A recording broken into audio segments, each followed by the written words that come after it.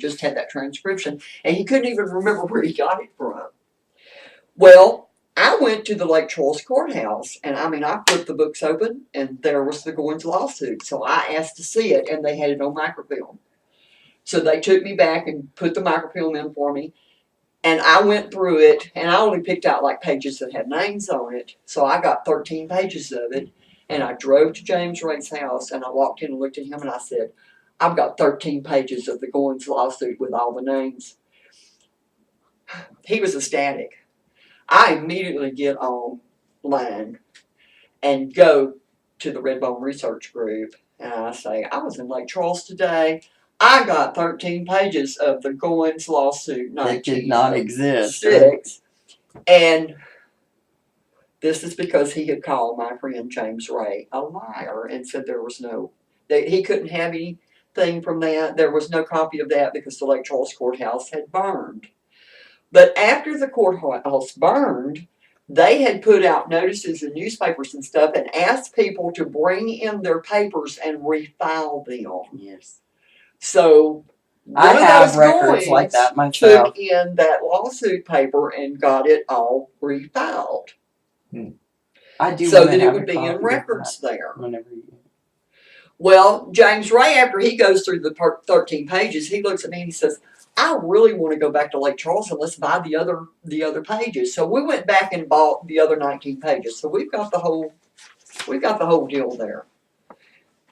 And why did you only get 13 to begin with? But I just went through because like I'm not interested in all that legal stuff. So I just went through and picked out the pages that had people's names in there. Oh, okay. So I had bought 13 pages, and it might be like number 1 through so and so, and then maybe a skip over here, and I would get that page because it had names listed in there. Well, James Ray is very astute about law papers and that sort of thing. He can read that stuff and understand it. Where me, it's just Greek. I'm sorry. So anyway, we went back together 1 week later, and the clerk looked at me and said, "There's no such thing as that here. We don't have that." I said, "Ma'am, I just bought 13 pages of it last week." And I flipped the book open and I said, "Here it is right here on the list." Well, she got kind of catty about it, and I was fixing to go ballistic on her, and another clerk comes over and says, "Ma'am, I'll help you." So she took us back, and she loaded that for us again, and we bought the other 19 pages. So that Goins lawsuit has been it's just invaluable to me. It's just great. So anyway, that helped me find out about Lavina, and that she is actually the mother of the Ashworths and the Buxtons of Bearhead.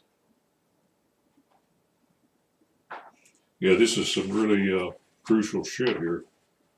Grandson of James Perkins and a resident of the parish of Calcasieu and state of Forsyth, also issue of the marriage of Fanny Goins, a daughter of James Goins, deceased, and Isaac Perkins, James Goins, a resident of the parish of Calcasieu and state of Forsyth, a grandson of the said James Goins, deceased. See, these are all connecting, with that family, connects it up really well. Yes, it does. Stuff like that. And this. it gives me a lost daughter, because no one in any genealogy stuff I've seen had ever named off Lavina Goins as one of the kids. Nothing. Can you tell the story about your lost grandmother?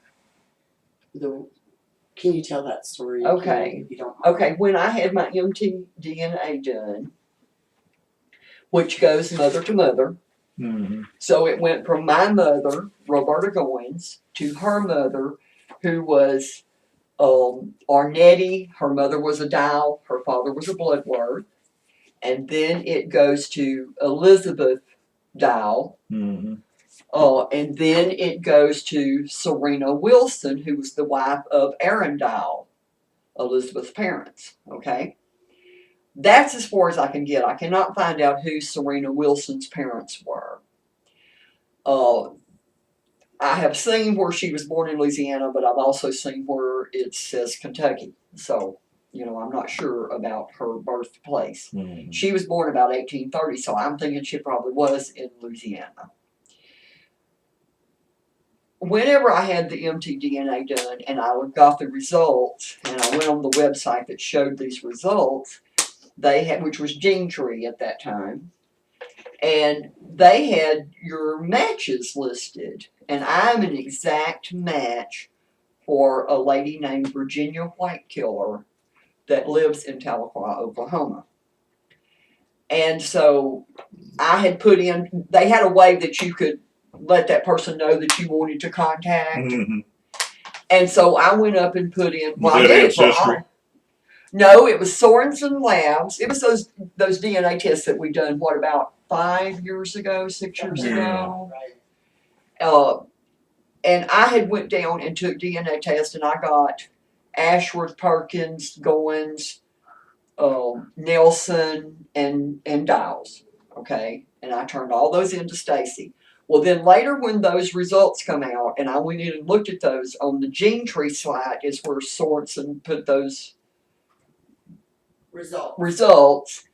Then Virginia Whitekiller was listed on my mtDNA thing as an exact match, block for block. Mm-hmm. So with that in mind, it's like, okay, then she and I must have a grandmother in common. Yes. And so, which, mtDNA you can only do for your mothers when you're a female. So I wanted to break this brick wall I've got down with Serena Wilson. And so I put in there that I wanted to contact Virginia Whitekiller. Well, every time I'd go to that site, I never got an email from her. And it was probably like 2 years later. And I even sat and told my husband, I said, I'm starting to think something must have happened to that lady because she's never gotten in touch with me. She's never went on there, looked at her results, and got in touch with me. Well, I thought, I'm going to go back and look one more time before I just kind of give it up, Mm-hmm. And there it was. She had left me a message.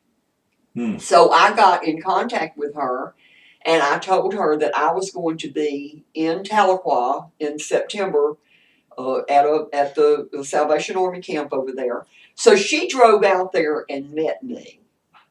And she brought with her genealogy stuff for me to look at. Mm-hmm. In her family is a story that has been handed down. Now she's Cherokee, right? Yes. Yeah. In her family, there is a story that one of her grandmothers or grandmother's sister or something, I mean, it's in their family, a family story down, but they have lost her first name. They do not know her first name.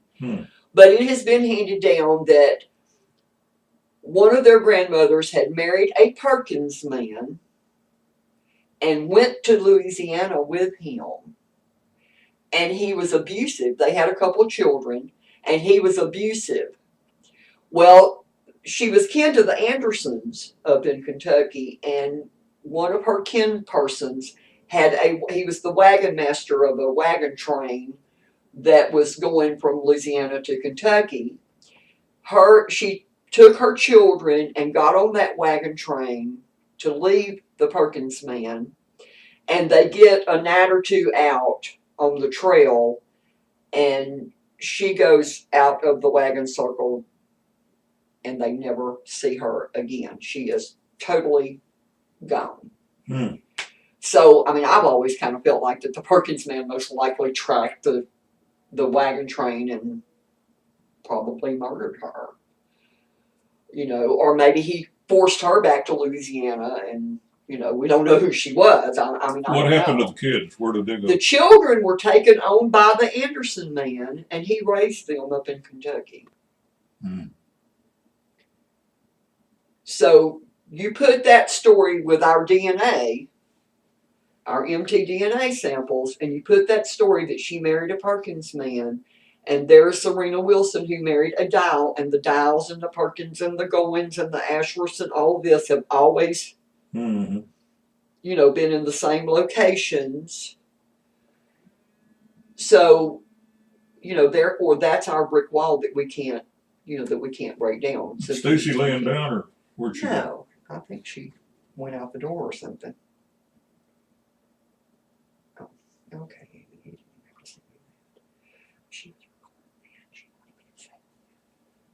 Huh? I said she's recording, and so she was wanting me to tell that story about the mtDNA thing.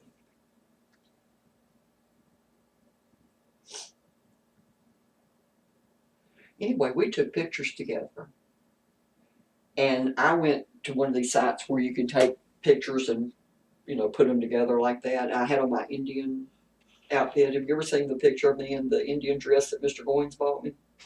I've got a buffalo hide Indian dress and moccasins I don't know if I did or not. that he bought me so that when we flew to Georgia to put a gravestone on his James Goins, William Moses' son James, that got killed in the Civil War, we found out that he was buried in Forsyth, Georgia. And so we went and put a headstone on a grave there for him. And he wanted, Mr. Mack said that I looked more Indian than anyone else that was in his immediate family. So he bought me a buffalo hide Indian dress and moccasins, and then flew me to Georgia, and we met up over there with his family that lives in Georgia, and had a ceremony with the daughters of the Confederacy were there, and the sons of the Confederacy were there, and, you know, it was a big ceremony, and I represented our Indian grandmother, and, you know, stood there and told the story of our Irish grandfather came and married an Indian mother and all that. It was really nice. I bet. So he has been a wealth of information to me also, because he had more family stories handed down than what my line did. Which I'm sure is because, like I told you, Grandpa Jim was born after his daddy had gotten killed, but they had went back to Texas to live around George Perkins and Mary Polly Ashworth, who was Salisa's parents. And whenever we were at a funeral one time at Good Hope, I've got like about 5 generations buried there. And we were standing around the graves, and here is Salisa's grave, which it just says Salisa Goins, so I didn't know her maiden name at that time. And then here's Grandpa Jim. And so we were standing there, and I was talking with Uncle Gochie Forrest Goins. We've always called him Gochie. And I was talking with Aunt Hazel, who that's the 2 oldest children of Albert and Arnetti, Bloodworth Goins. And I was questioning them about our family, and I said, well, you know, where is Grandpa Jim's father? And Aunt Hazel said, oh, he's buried in Georgia because he got killed in the Civil War. And she told me that Salise and Grandpa Jim had come from Texas. So, you know, I think now they're on the 1860 census in Louisiana before the war started. And I think what happened is after she became a widow, she took her children and went back to her parents. Or she may have went over there when he Left. Yeah, right. stayed. Maybe she would have been alone. I can find no records of Aaron Goins being in the Confederate Army. I can find no record whatsoever for him. But I have found a receipt where James A. Going delivered a load of fodder and corn to the Confederate Army in Georgia. And whenever I met Mr. Mack, and he was telling me about William Moses, who is Aaron's oldest brother, he said he made shoes for the Confederate Army. He said he would make up a load of shoes, you know, boots, whatever, for the Confederate Army, and they would take a wagon train and take it, you know, out on the field to the troops. And so my theory is on one of these wagon train trips, William Moses' youngest son Daniel got killed. He wasn't old enough to be in the army, but he was like, I think maybe about 14 or something like that, and he was on this wagon train taking these shoes to the troops. I think that my Aaron was probably on that same trip taking these loads of corn and fodder and that his real name is James Aaron Goins. Now, the only proof I got, like I said, I've just found this one receipt that says James A. Goins of Louisiana. I'd say you're probably right. Well, since I can find absolutely no record for him in the Confederate Army, but yet my family says He he was got killed right. in the war in Georgia. He's buried in Georgia. Right. Very well. So, Very yeah. well. You got a camera on one of those screens, huh?